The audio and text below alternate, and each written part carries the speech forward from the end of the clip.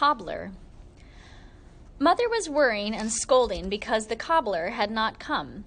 Almanzo's moccasins were worn to rags, and Royal had outgrown last year's boots. He had slit them all around to get his feet in them. Their feet ached with cold, but nothing could be done until the cobbler came. It was almost time for Royal and Eliza Jane and Alice to go to the academy, and they had no shoes, and still the cobbler didn't come. Mother's shears went snickety-snick through the web of a beautiful sheep's gray cloth she had woven.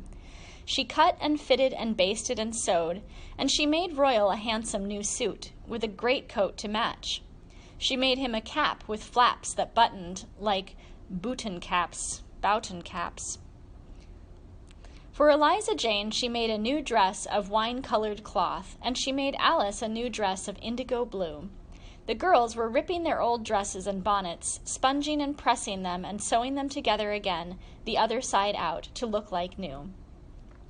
In the evenings, Mother's knitting needles flashed and clicked, making new stockings for them all. She knitted so fast that the needles got hot from rubbing together, but they could not have new shoes until the cobbler came in time. He didn't come. The girls' skirts hid their old shoes, but Royal had to go to the academy in his fine suit with last year's boots that were slit all around and showed his white socks through. It couldn't be helped. The last morning came. Father and Almanzo did the chores. Every window in the house blazed with candlelight, and Almanzo missed Royal in the barn. Royal and the girls were all dressed up at breakfast. No one ate much. Father went to hitch up, and Almanzo lugged the carpet bags downstairs. He wished Alice wasn't going away. The sleigh bells came jingling to the door, and Mother laughed and wiped her eyes with her apron. They all went out to the sleigh. The horses pawed and shook jingles from their bells. Alice tucked the lap robe over her bulging skirts, and Father let the horses go. The sleigh slid by and turned into the road. Alice's black-veiled face looked back, and she called, "Goodbye, goodbye." Almanzo did not like that day much. Everything seemed large and still and empty. He ate dinner all alone with Father and Mother. Chore time was earlier because Royal was gone. Almanzo hated to go into the house and not see Alice. He even missed Eliza Jane. After he went to bed, he lay awake and wondered what they were doing 5 long miles away. Next morning, the cobbler came. Mother went to the door and said to him, "Well, this is a pretty time to be coming, I must say. 3 weeks late, and my children as good as barefoot." But the cobbler was so good-natured that she couldn't be angry long. It wasn't his fault. He had been kept 3 weeks at one house, making shoes for a wedding. The cobbler was a fat, jolly man. His cheeks and stomach shook when he chuckled. He set up his cobbler's bench in the dining room by the window and opened his box of tools. Already he had Mother laughing at his jokes. Father brought last year's tanned hides, and he and the cobbler discussed them all morning. Dinner time was gay. The cobbler told all the news. He praised Mother's cooking, and he told jokes till Father roared and Mother wiped her eyes. Then the cobbler asked Father what he should make first, and Father answered, "I guess you better begin with boots for Almanzo." Almanzo could hardly believe it. He had wanted boots for so long. He had thought he must wear moccasins until his feet stopped growing so fast. "You'll spoil the boy, James," Mother said, but Father answered, "He's big enough now to wear boots." Almanzo could hardly wait for the cobbler to begin. First the cobbler looked at all the wood in the woodshed. He wanted a piece of maple, perfectly seasoned and with a fine straight grain.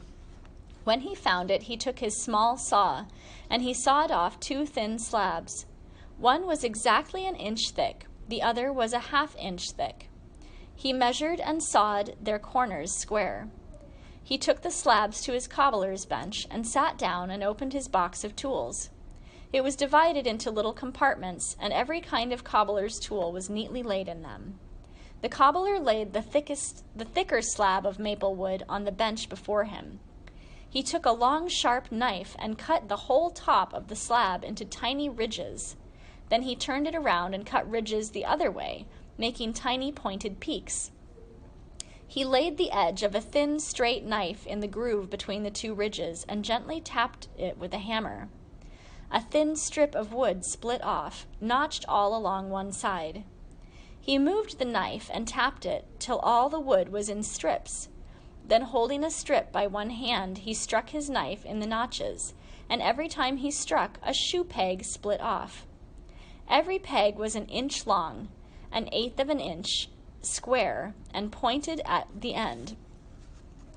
The thinner piece of maple he made into pegs, too, and those pegs were 1/2 an inch long.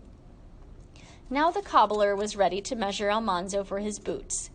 Almanzo took off his moccasins and his socks and stood on a piece of paper while the cobbler carefully drew around his feet with his big pencil. Then the cobbler measured his feet in every direction and wrote down the figures. He did not need Almanzo any more now, so Almanzo helped Father husk corn. He had a little husking peg like Father's big one. He buckled the strap around his right mitten, and the wooden peg stood up like a second thumb between his thumb and fingers. He and Father sat on milking stools in the cold barnyard by the corn shocks. They pulled ears of corn from the stalks. They took the tips of the dry husks between thumb and husking pegs, and they stripped the husks off of the ear of corn. They tossed the bare ears into bushel baskets.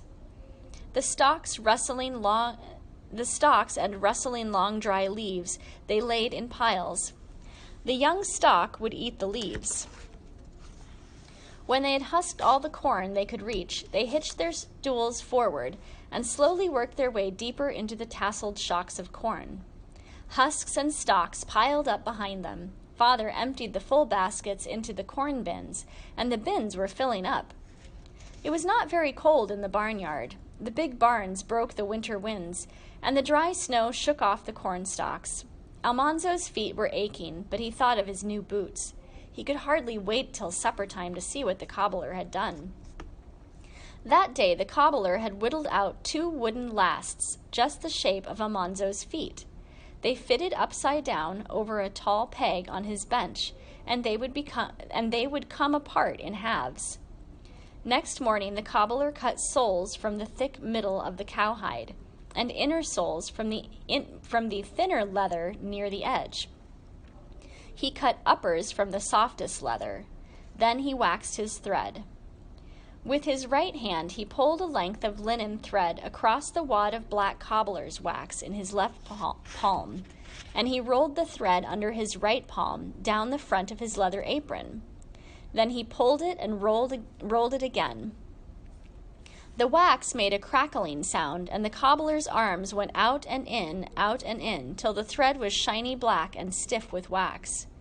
Then he laid a stick hog bristle against each end of it, and he waxed and rolled, till the bristles were waxed fast to the thread.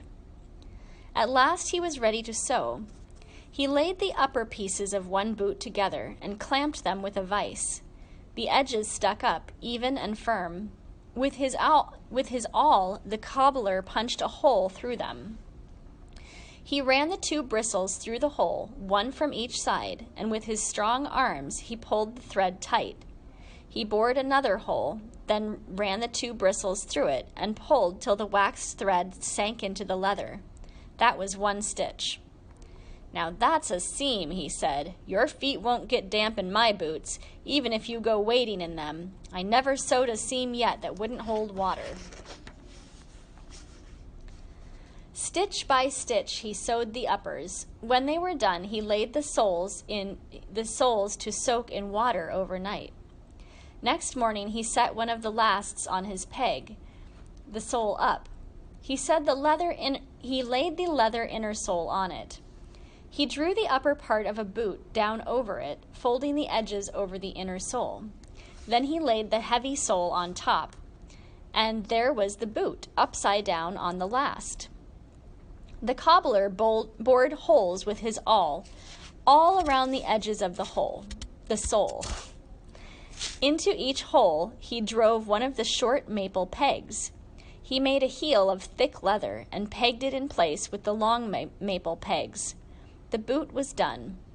The damp soles had to dry overnight. In the morning, the cobbler took out the lasts. With a rasp, he rubbed off the inside ends of the pegs. Almanzo put on his boots. They fitted perfectly, and the heels thumped grandly on the kitchen floor. Saturday morning, Father drove to Malone to bring home Alice and Royal and Eliza Jane to be measured for their new shoes. Mother was cooking a big dinner for them, and Almanzo hung around the gate waiting to see Alice again. She wasn't a bit changed. Even before she jumped out of the buggy, she cried, "Oh, Almanzo, you've got new boots!" She was studying to be a fine lady. She told Almanzo all about her lessons in music and deportment, but she was glad to be at home again. Eliza Jane was more bossy than ever. She said Almanzo's boots made too much noise. She even told Mother that she was mortified because Father drank tea from his saucer. "My land, how else would he cool it?" Mother asked. "It isn't the style to drink out of saucers anymore," Eliza Jane said. "Nice people drink out of the cup." "Eliza Jane," Alice cried, "be ashamed. I guess Father's as nice as anybody." Mother actually stopped working. She took her hands out of the dishpan and turned around to face Eliza Jane. "Young lady," she said, "if you have to show off your fine education, you tell me where saucers come from." Eliza Jane opened her mouth and shut it and looked foolish. "They come from China," Mother said. "Dutch sailors brought them from China 200 years ago, the first time sailors ever sailed around the Cape of Good Hope and found China.